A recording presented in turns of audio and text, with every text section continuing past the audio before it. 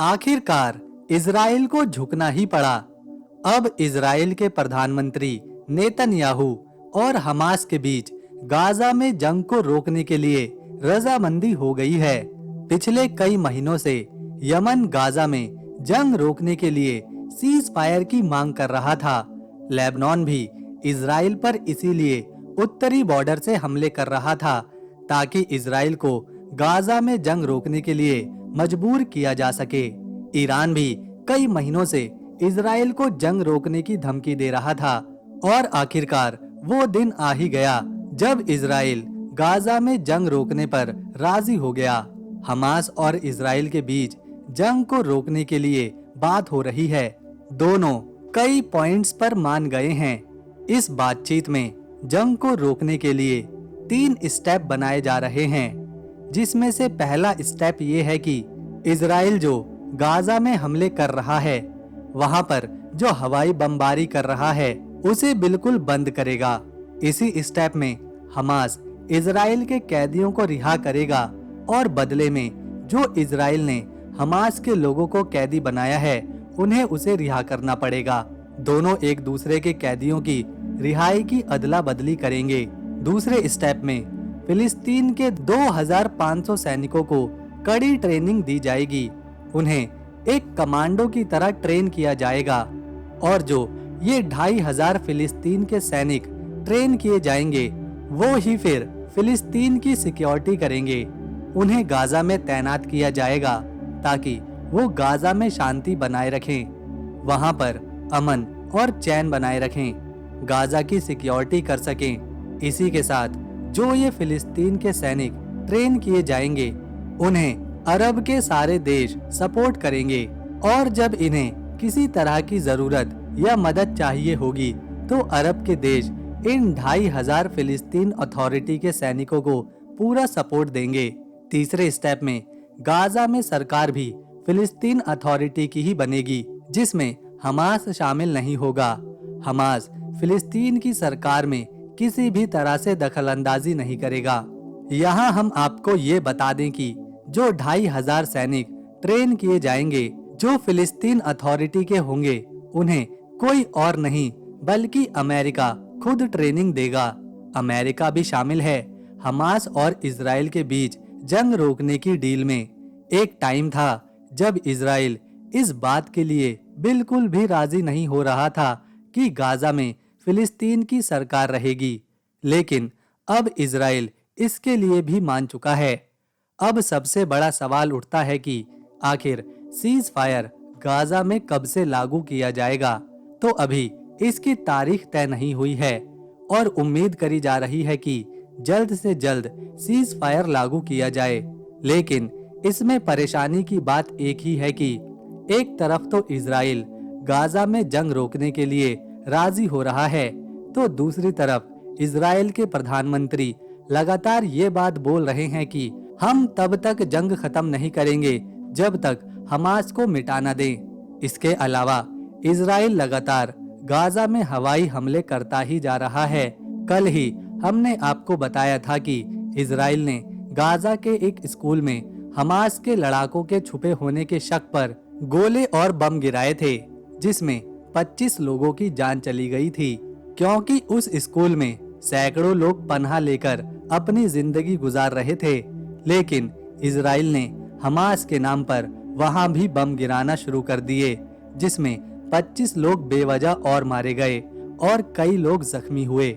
इसके अलावा दोस्तों, इजराइल गाजा में भेजे जाने वाली मदद को भी रोक रहा है।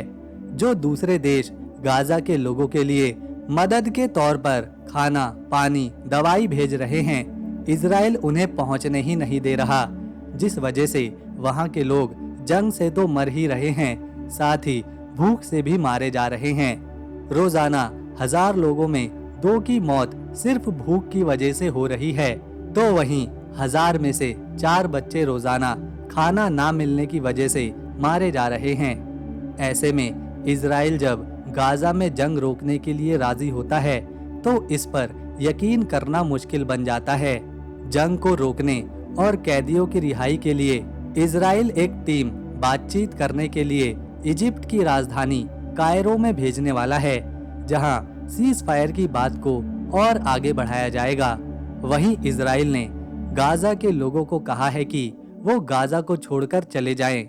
इन बातों से तो ये साफ जाहिर होता है कि इजराइल के बोलने में और उसके करने में जमीन आसमान का फर्क है।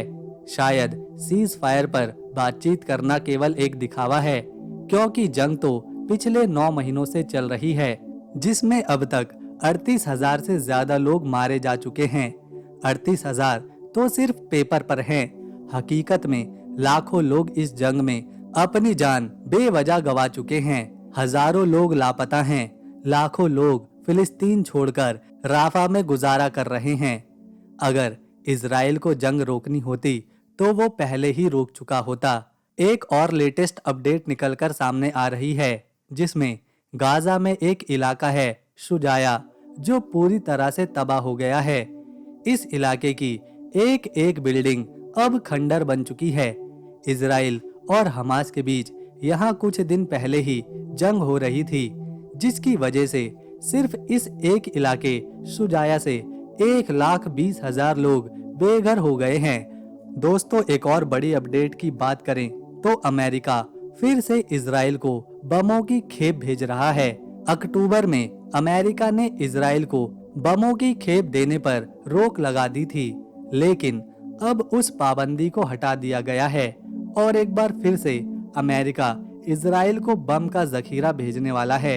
ये हैरानी की बात है, जिस तरह इजराइल पर सीज फायर को लेकर भरोसा नहीं किया जा सकता, ठीक उसी तरह अमेरिका पर भी नहीं किया जा सकता। एक तरफ अमेरिका खुद गाजा में जंग रुकवाने की डील करवा रहा है, तो दूसरी तरफ इजराइल को जंग लड़ने के लिए हथियार और बम भेज रहा है। आपको याद हो तो 10 लाख से ज्यादा फिलिस्तीनी पनाह लेने छोटी सी जगह राफा में गए थे, जहां इजराइल अमेरिका के दिए गए बमों को गिराने वाला था।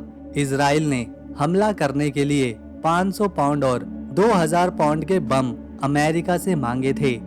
2000 पाउंड का एक बम इतना खतरनाक होता है कि एक बड़ी चट्टान चुटकियों में उड़ा सकता है, किसी भी लोहे को चीर सकता है और इसका धमाका दूर तक वाइब्रेशन पैदा करता है, जिससे आसपास की तमाम बिल्डिंग नीचे गिर जाती हैं। और इजराइल राफा में इन बमों को ना गिरा दे, जहां 10 लाख से ज्यादा फिलिस्तीनी लोग थे, तो इसीलिए अमेरिका ने उस समय इजराइल को ये बम नहीं भेजे।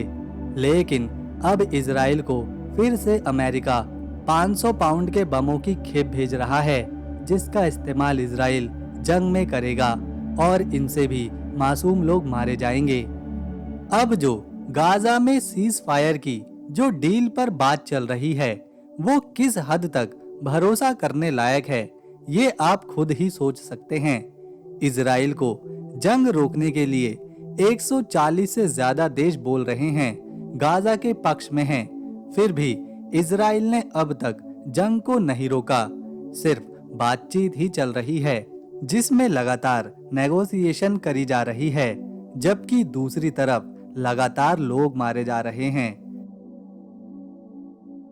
तो दोस्तों, अगर आपको इन्फॉर्मेशन अच्छी लगी तो इस वीडियो को एक लाइक दें, शेयर करें और चैनल को सब्सक्राइब कर बेल आइकन जरूर दबाएं, ताकि आने वाली नई वीडियो की अपडेट आपको जल्दी से मिल जाए।